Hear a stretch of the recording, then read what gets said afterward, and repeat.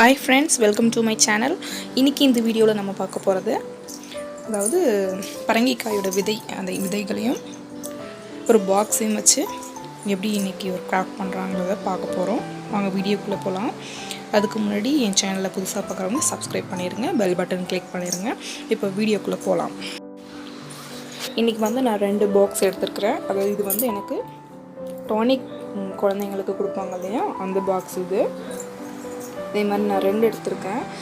இதனுடைய அந்த மூடுற அந்த அட்டையை நான் கட் பண்ணலை. அது இன்னும் ஸ்ட்ராங்காக இருக்கிறதுக்காக நான் அதுக்குள்ளே விட்டு ஒட்டிடுறேன். க்ளோ யூஸ் பண்ணி ஒட்டிக்கிறேன். 2 அட்டைப்பட்டியுமே அதே மாதிரி நான் ஒட்டிக்கிறேன். இன்னொரு அட்டைப்பட்டி பார்த்திங்கன்னா சின்னதாக இருக்கிற மாதிரி, அதாவது இந்த ஆயில்மெண்ட்லாம் வரும் இல்லையா, அந்த மாதிரி பாக்ஸ் அது. இந்த 2 பாக்ஸுமே உயரம் ஒரே மாதிரி இருக்கிற மாதிரியும் அகலம் ஒரே மாதிரி இருக்கிற மாதிரியும் நான் எடுத்துருக்கிறேன். இப்போ நான் 2 பாக்ஸையும் ஒட்டிட்டேன் அதே மாதிரி. இப்போ இந்த 2 பாக்ஸையும் ஒன்று பக்கத்தில் ஒன்று வச்சு ஒட்டிட போகிறேன், ஈக்குவலாக இருக்கிற மாதிரி. ஃபெஃபிபாண்ட் தான் யூஸ் பண்ணியிருக்கேன். மேலே கீழே 2 சைடுமே ஃபுல்லாக க்ளோ யூஸ் பண்ணிவிட்டு ஒட்டிடுறேன்.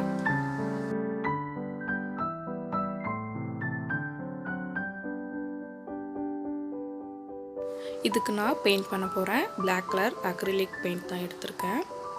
ஃபஸ்ட்டு ஸ்பாஞ்சால் டேப் பண்ணி எடுத்துக்கிறேன். முன்னாடி பின்னாடி கீழே எல்லா சைட்லேயுமே டேப் பண்ணி எடுத்துக்கிறேன்.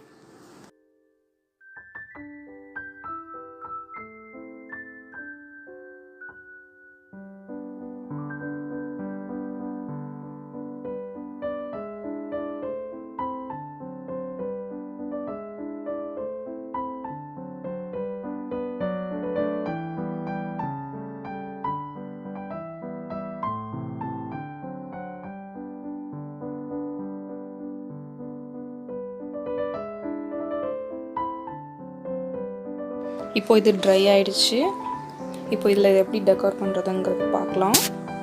அதுக்கு பரங்கிக்காய் விதைகள் கழுவி நல்லா வெயிலில் காய வச்சு எடுத்து வச்சுருக்கேன்.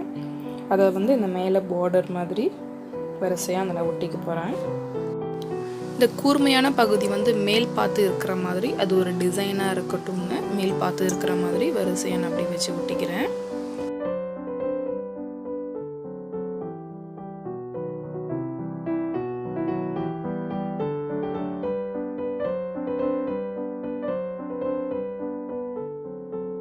கீழ்ப்பகுதியிலையும் அதே மாதிரி நான் அந்த விதைகளை யூஸ் பண்ணி நான் ஒட்டிடுறேன். இதை நான் இதுலேயும் கூர்மையான பகுதி மேல் பார்த்து இருக்கிற மாதிரி நான் ஒட்டியிருக்கேன். கீழ் பார்த்து வச்சோம்னா கீழே நிற்கிறதுக்கு அந்த பாக்ஸ் நிற்கிறதுக்கு டிஸ்டர்பாக இருக்கும். அதனால் நான் இதையும் மேல் பார்த்து இருக்கிற மாதிரி நான் ஒட்டியிருக்கேன். நீங்கள் இதை டெக்கோர் பண்ணுறதுக்கு இந்த விதைகள் இல்லைனாலும் பரவாயில்ல, வேறு எதுனாலும் நீங்கள் லேஸு, ஸ்டோன்ஸ் அந்த மாதிரி நீங்கள் யூஸ் பண்ணி டெக்கோர் பண்ணிக்கலாம்.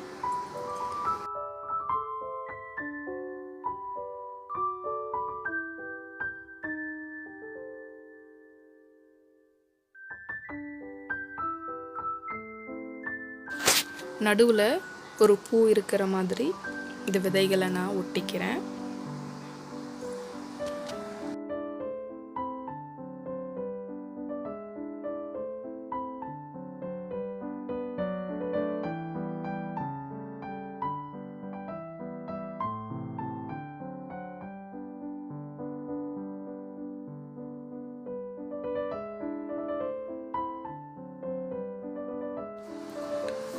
லெஃப்ட் சைடு ரைட் சைடு 2 சைட்லேயுமே ஒரு 3 விதைகளை ஒட்டியிருக்கேன்.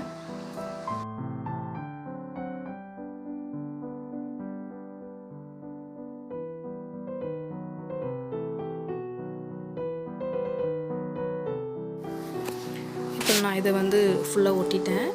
இப்போ ஃபுல்லாக ட்ரை ஆகிடுச்சு. இப்போ இதுக்கு நடுவில் எம்டியாக இருக்கிறதால கடுகு இதில் ஒட்டியிருக்கேன். ஒயிட் க்ளூ யூஸ் பண்ணி கடுகு அதில் ஒட்டியிருக்கேன். இப்போ நான் பெயிண்ட் பண்ண ஸ்டார்ட் பண்ணிடுவேன்.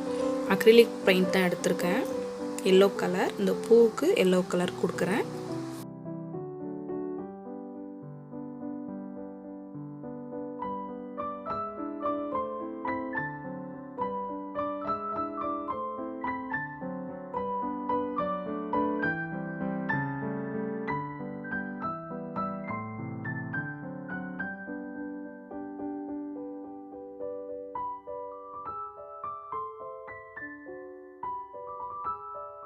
இப்போ அந்த பூவுக்கு பெயிண்ட் பண்ணி முடிச்சாச்சு. இப்போ மேலே அந்த பார்டர் மாதிரி வச்சோம் இல்லையா, அதுக்கு முன்னாடி ரெட் கலர் பெயிண்ட் பண்ணுறேன். இதுவும் அக்ரிலிக் பெயிண்ட் தான். நல்லா பார்க்குறதுக்கு அட்ராக்டிவ் கலராக கொடுத்தோம்னா ரொம்ப நல்லாயிருக்கும். நீங்கள் இது இல்லைனாலும் ப்ளூ அந்த மாதிரி எதுனாலும் உங்கள் விருப்பப்படி கொடுக்கலாம்.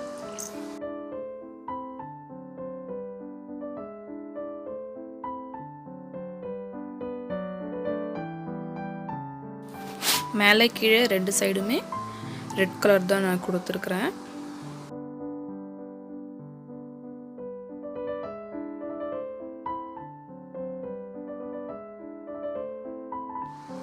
சைடில் வச்ச அந்த 3 விதைகளுக்கு நான் க்ரீன் கலர் பெயிண்ட் பண்ணுறேன். இது வந்து அந்த பாசி கலர்னு சொல்லுவாங்க இல்லையா, அந்த க்ரீன் கலர்.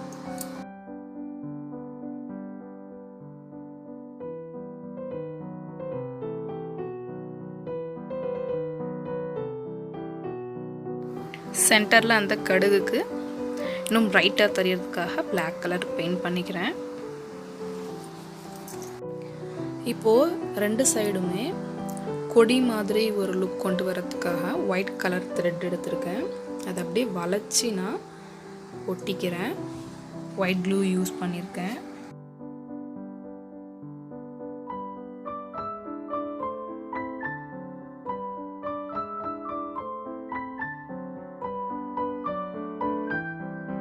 இப்போ மேலே கீழே 2 சைடுமே அதே மாதிரி கொடி மாதிரி நான் ஒட்டியிருக்கேன். இப்போ இது அவ்வளோதான் ஃப்ரெண்ட்ஸ், முடிஞ்சிருச்சு இதோட லுக். இப்போ வந்து இந்த மேலே பார்டர் வச்சோம் இல்லையா, அந்த ரெட் கலர் பெயிண்ட் பண்ணியிருக்கோம் இல்லையா, அதுக்கு இன்னும் லுக்காக இருக்கிறதுக்காக ப்ரஷ்ஷோடைய அடிப்பகுதியில் எல்லோ கலர் பெயிண்ட் வந்து புள்ளி வச்சுக்கிறேன் அந்த பெயிண்டால்.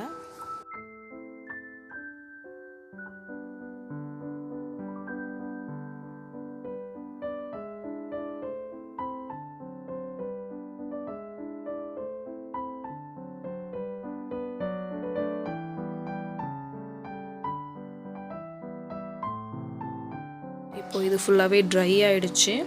இப்போ இவ்வளோ தான் இது.